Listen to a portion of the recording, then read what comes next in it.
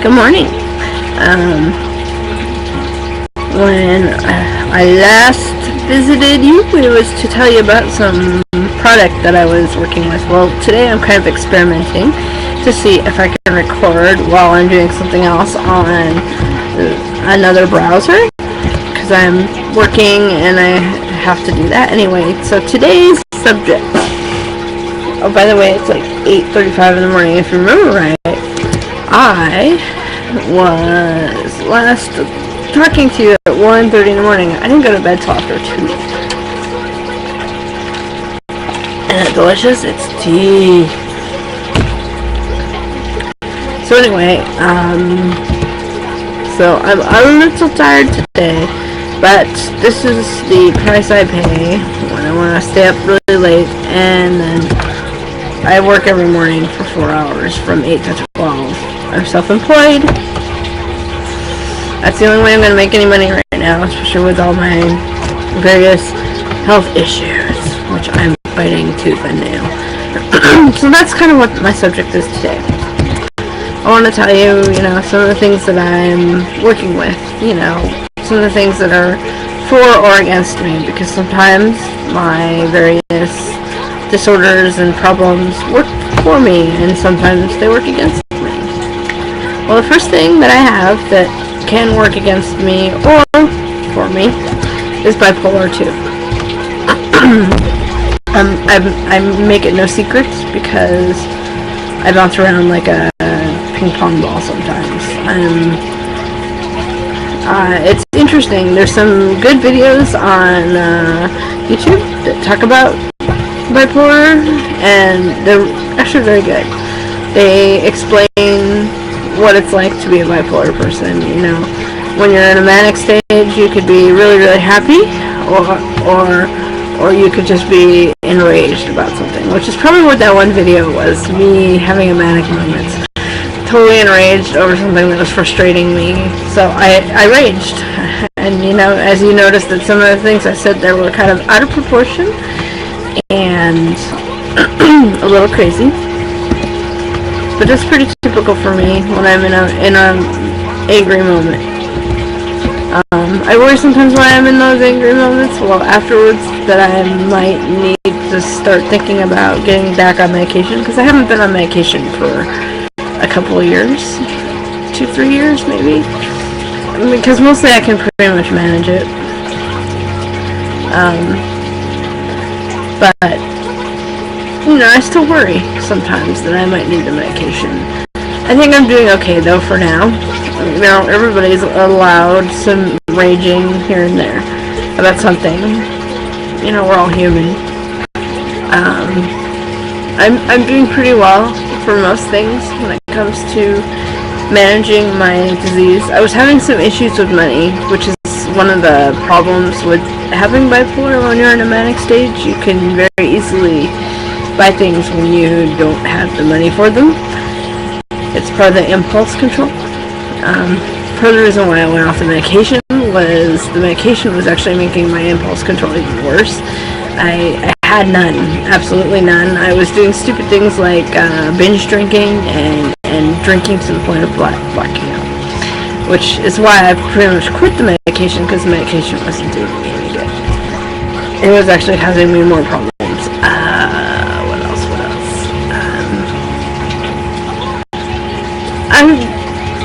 I've learned to live with it.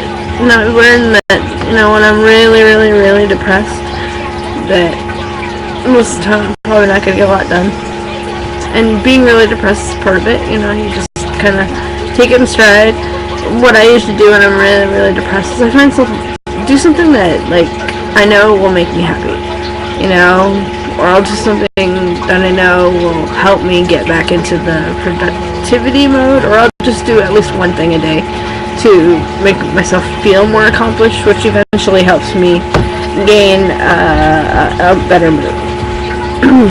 Because I prefer the middle mood, but I also don't mind manic where I'm getting a lot done, as long as I'm not causing myself problems with the money department or some other problems, But most of the time, I'm doing pretty well. I'm managing both the depression side and the manic side. But, just like anything, you're still going to have bad days, and you're still going to have moments where your management skills fly out the window. So the next thing that I'm dealing with in my life is called polycystic ovarian syndrome. They haven't actually done ultrasound to find out if I actually have cysts on my ovaries, but more than likely I am, because I have hormone imbalances. So what we're doing to treat it, and plus because there's a possibility that I also have endometriosis, which, if you haven't heard of that, it's where your body grows the tissue that's in your uterus that usually bleeds during your period in other places besides your uterus, which can be very painful. So during my periods, instead of the normal cramps, they're probably about 10 times more harsh and more painful, and I bleed a lot heavier than most people. Most women, they have cycles of heavier periods, and then most of their periods are pretty normal, but mine are extra heavy, and they went irregular on me, and my testosterone levels went up for some reason. It's all part of PCOS, and just it's also part of the age thing, I think, because I'm 37. Some women like me, as they age, their hormones get out of whack. Growing hair in weird places, stuff like that. But right now I'm on to relieve the pain of my period. I only have one every 3 months because I'm on seasonal, which is a birth control that keeps me from having a period every 3 months. So, which is nice, because then the pain isn't as great. I still have pain in between periods, but it's not nearly as great because of the extra level of hormones that I get. The third thing I have is high blood pressure. I have a double whammy when it comes to that, because both my parents had high blood pressure. So whether I wanted it or not, I was kind of, it was something I kind of expected. And it's been developing for the last 10 years, so, it wasn't a big surprise when they finally diagnosed me, and I was already kind of knowing that it was coming. So we've been trying a couple of medications for that, and so I'm on 2 medications, one to help with the migraines, and is also a high blood pressure medicine, plus I'm on which is a beta blocker, and then I'm also on another one that's a calcium blocker. And so far it's doing pretty good. I'm not getting as many headaches, and most of the time my high blood pressure is pretty low. And the last thing I'm having is tremors and muscle spasms, which I was complaining about the other day, as you may or may not have noticed. There's many possibilities what that could be. There's a possibility that it could be Parkinson's, but I don't think it is Parkinson's, because I don't have the typical Parkinson's tremors. And the reason why it could be Parkinson's is because of the fact that my grandfather had it, but his was a very quick, he basically was diagnosed, and then not long after that he progressed very quickly and passed away. It was in a couple of years, whereas most of them, they have many years. It may have been longer than a couple of years, but it progressed a lot faster. It was a lot more aggressive than most Parkinson's patients. It could be Parkinson's, it could be MS. That's one that a lot of people have been concerned I might have. That's very possible. If it is, I've been showing signs for a while, but the tremoring and the shaking really joined that only within the last year. There's something called fasciations or something that I discovered yesterday. I have that, but I don't know if the big tremors I get, and the big movements, would be towards that fast associations. It's fast associations is those little tiny muscle movements that everybody gets every once in a while. Well, I get them all the time, and it's usually throughout my body when I'm getting them. I can have a tic disorder.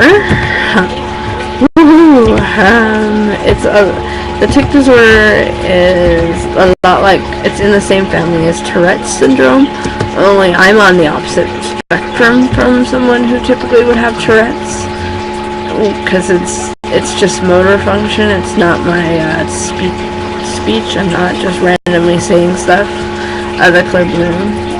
But typically people with a tic disorder would have had it as a child, but as far as I know, other than being a little hyperactive and, fidgety, I never had a tic disorder. It's only happened because of stress, I'm guessing. I could have nothing at all. It could just be because of stress. I could have a brain tumor, strangely enough. Things like this can happen because of a brain tumor. I could have Wilson's disease, which I still have to get the results from those tests. There's any number of things it could be. It's actually very interesting, the things that it could be. But I'm still waiting to see what the results of the current test I took, which I'll find out some results on Thursday. So yeah, I need to get an MRI and probably do, if I can get one of these neurologists to do it, I need to get an EEG while movements are happening. And yeah, I just had a movement. It happens occasionally now.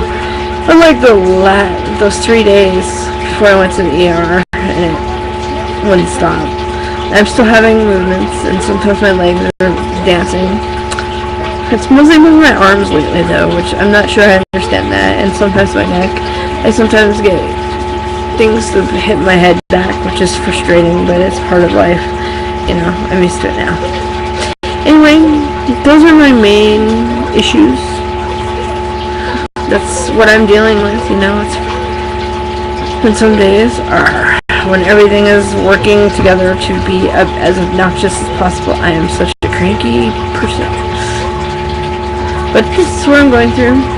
This is why some days you hear me being frustrated as hell. Yeah, that's about it. There's other stuff, but that's about it for now. So have a lovely day. Bye. I'm just